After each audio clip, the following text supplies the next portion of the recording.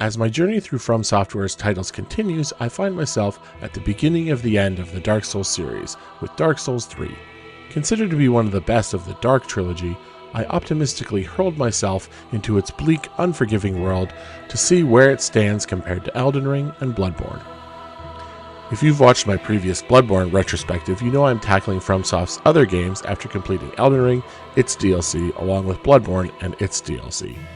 If you've been on YouTube at any point in the last 8 years and like these games, you're probably aware that there are a few bosses in Dark Souls 3 that are quite notorious.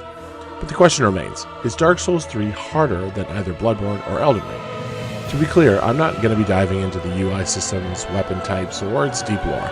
This video is merely about Dark Souls 3's difficulty from a viewpoint of a first-time player, post Elden Ring. With that said, let's dive in.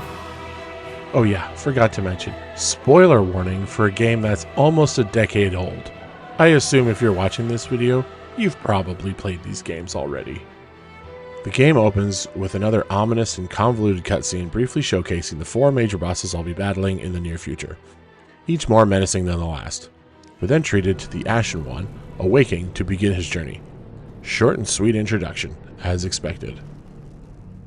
With the tutorial fresh, it takes no time to get acquainted with the controls. From the get-go, the speed is more on par with Elden Ring than Bloodborne.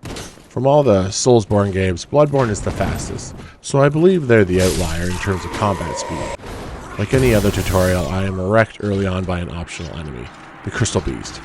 Don't worry, I'll come back for him later. I venture forth, ready to truly begin. Dark Souls wastes no time skill checking you with your first actual boss encounter, Gundyr. It's at this point I'm already questioning the difficulty. He seems much tougher than other opening bosses and has a ton of health. In hindsight, he is slow with extremely telegraphed moves. He mainly teaches you to swing around to the back and attack as often as possible. But his second phase as a goopy tentacle horror shows Dark Souls is again about getting close in. Distance is a punishment. After a few attempts and learning to stay close, Gundyr is Dundyr, the first of many victories. Once he's defeated, the Ember system is unlocked. Ember has 2 functions.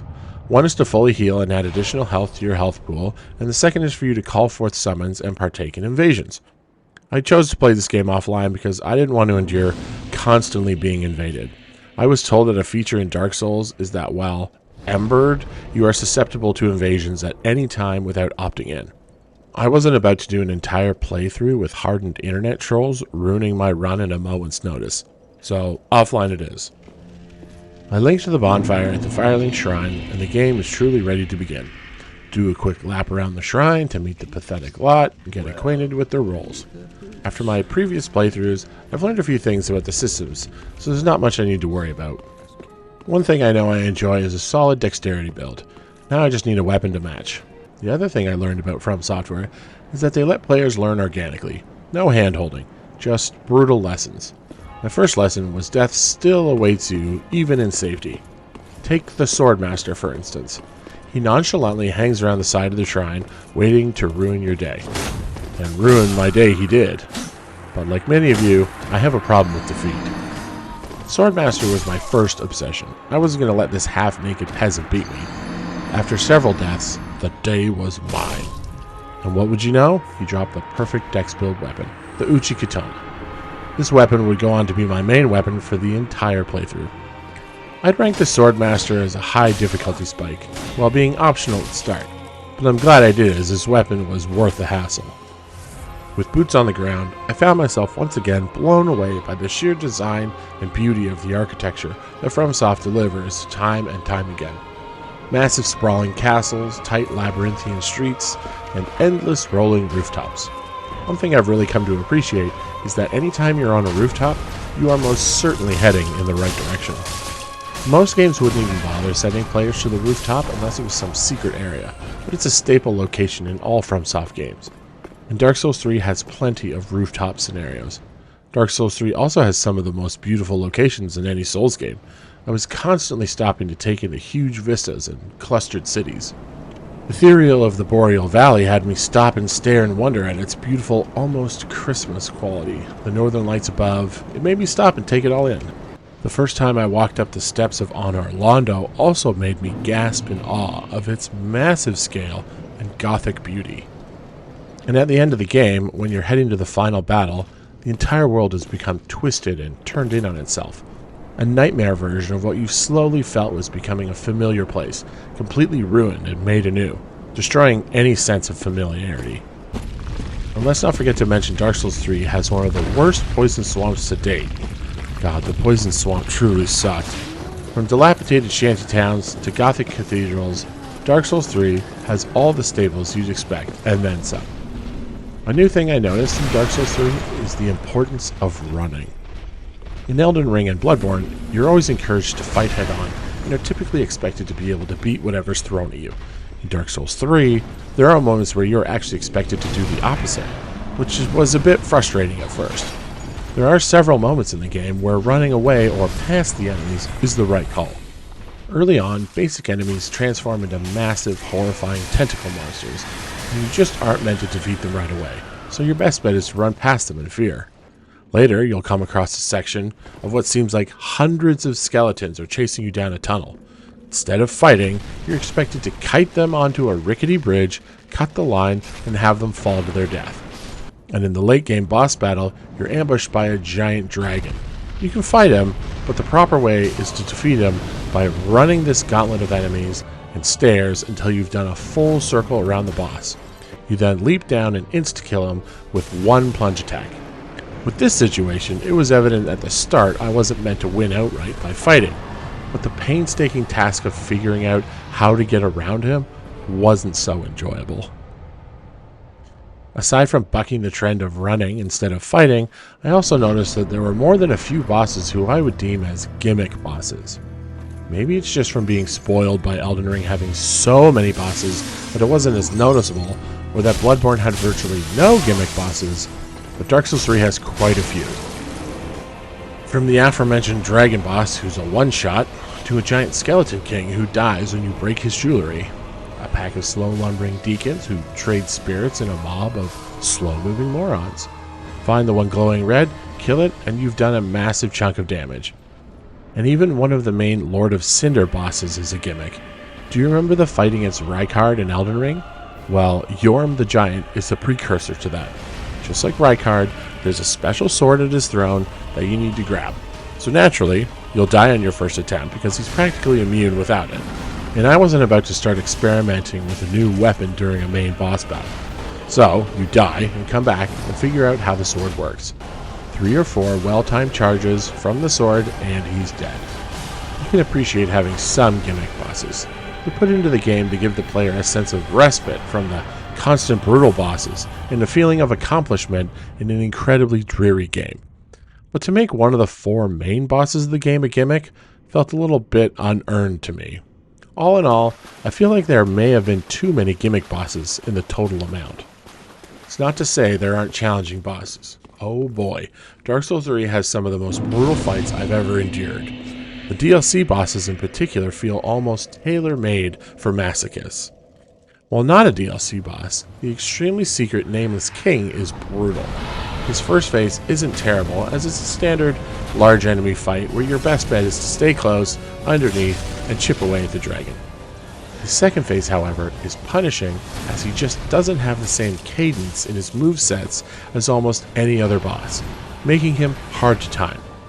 Sister Freda is what I would consider to be the Millennia levels of difficult. She has 3 phases, and each one is just as annoying as last. Any boss that incorporates a technique of going invisible during their phase is what I would consider pretty cheap, not very fair. These bosses are outliers in that they are peak difficulty. They're for hardened veterans who wear no armor and can parry everything seamlessly. Dark Souls 3 has some great bosses that feel just right though. I would say about 70% feel fair and not too bad. You may die once or twice, but it's always from your own mistakes of stamina management. My first Lord of Cinder, the Abyss Watchers, was a great example of this. Not too difficult, but if you didn't focus on doing damage, they would multiply and punish you. Having a summoned buddy for this fight is definitely the way to go. Vort is the first actual boss you'll fight post-tutorial, and he's a good setup for teaching the player the importance of side rolling. For me, Pontiff Sylvain felt like one of the most perfected Souls bosses.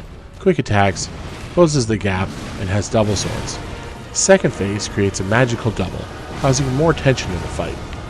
Pontiff felt like a real challenger, one that you were having a dual battle with. Just ignore that summon friend I have over there. Dancer of the Boreal was another standout fight. You can technically do this fight early on in the game if you like, but I imagine your damage is pointless, so I ended up fighting them later. The fight can be done at any point, even if you haven't defeated the Set Lord of Cinders prior, which is what I did, and I felt right in the correct level for this fight. Dancer felt fair, but her moves were somewhat slow, so I didn't find her to be too difficult. She does have some pretty extreme reach, and I've heard people found that to be a bit frustrating, but I didn't find it to be too much of a problem. Truth be told, the fight I struggled with the most was Lothric Younger Prince. This fight was a true joy to overcome. At first attempt, the fight seemed almost impossible to get a grasp of. Lothric's constant teleporting felt random, but with every attempt, I started to really see the nuance in his movesets. 2 swipes, teleport. 3 swipes, teleport. As long as I was close and dodging, I was able to avoid his moves. This is the one boss fight where using the lock-on system is mandatory. Without it, you'll have no idea where he's going to teleport next. The lock-on guides you to him instantly. He has a few moves that pull him away to use a devastating light beam attack, but again, the core idea of this fight is taking 1 extra second to watch. Where most fights are quick, this one seems quick, but it really comes down to patience and letting Lothric swing first.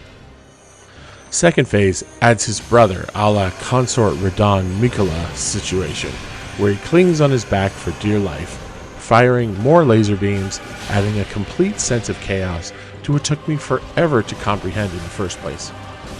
I spent what felt like several days of this fight, and like all good Souls fights, I came back fresh one morning and did it first try. This fight embodies everything about playing a Souls game. At first it may seem impossible to win with moves that are cheap and feel broken, but with a little bit of focus and patience, you can defeat any boss the game throws at you. And when you finally land the final blow, the feeling makes you want to take on the next boss. No other game at this point has made me feel like a true gaming master than playing Souls games. They provide a player a high that almost no other game to date has done. With all that said about the Lothric fight, you'd think the final fight afterwards was going to be just as epic. Well, it's not. It's actually one of the more rudimentary fights in the entire game.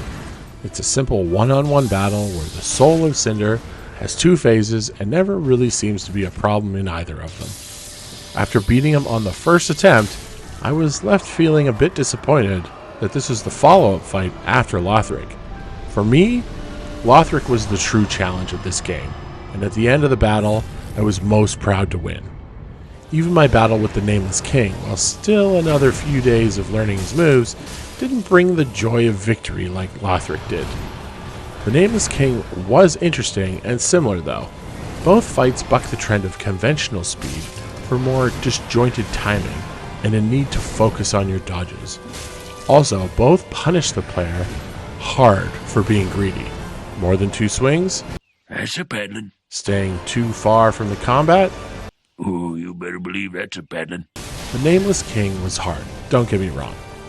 But by the time I had beaten him, I didn't feel the joy that Lothric provided. It just felt a little empty. Now, with that being said, I'm still making my way through the Ring City DLC, and I've been told it's some of the worst, most punishing fights FromSoftware has ever designed, and to that I say, bring it on. My body is ready. I do plan to take on all the fights this game has to offer, but I also needed to complete this game and get this script written, because YouTube needs content. Always needing content. I have clocked in over 40 hours of playtime, which is on par with Bloodborne and its DLC length, so that stands for something. Now, on to the big question. Is Dark Souls 3 harder than Eldenring or Bloodborne? As of completing the main game, the Nameless King, and most of the DLC portions, I can say that Elden Ring still is contender for the hardest game. And that is probably because Elden Ring has the most bosses, so there's more opportunities to make 1v1 bosses with complex movesets. Shadow of the Erdtree took the base game and cranked it up to 11. Almost every boss in that DLC was faster and more punishing than most every other boss in the base game. With Dark Souls 3, I found myself first try beating most of the bosses in this game, and what bosses I did struggle with were usually beaten within 2 to 3 tries. Sister Frida would be compared to someone like Millennia, but I still think Millennia was the harder fight overall. And when comparing Dark Souls 3 to Bloodborne, Bloodborne felt even easier than this game. While it is a masterpiece of unsettling atmosphere over Dark Souls 3, I barely struggled with any of the bosses in that game, including the DLC bosses Lady Maria and the Orphan of Kos, both who I beat after 2 tries with no guides. In the end, though, as some wise Redditor said somewhere, everyone's first Souls game is their hardest. If you're going through the same FromSoftware journey like me and making your way through these games in reverse, Dark Souls 3 is a masterclass of atmosphere and difficulty that one would expect from FromSoftware. It's bleak, sad, and endlessly oppressive, and beating its dungeons and bosses is nothing short of spectacular for any hardcore gamer. I highly recommend you play Dark Souls 3 today, although maybe don't start your journey here. I still say Eldenring is the most welcoming to new players, so that's obviously where you should start. Now, on to what some say is the worst in the series, Dark Souls 2. Wish me luck. Thanks for watching my review of Dark Souls 3 in 2024. If you made it this far, you are a true champion to the channel, and I appreciate you to the highest order. Don't forget to hit the like and subscribe button if you are feeling extra saucy. Turn on the bell for notifications to know when the buffet drops its next video. And thanks again, and I'll see you guys back here at the buffet for Dark Souls 2.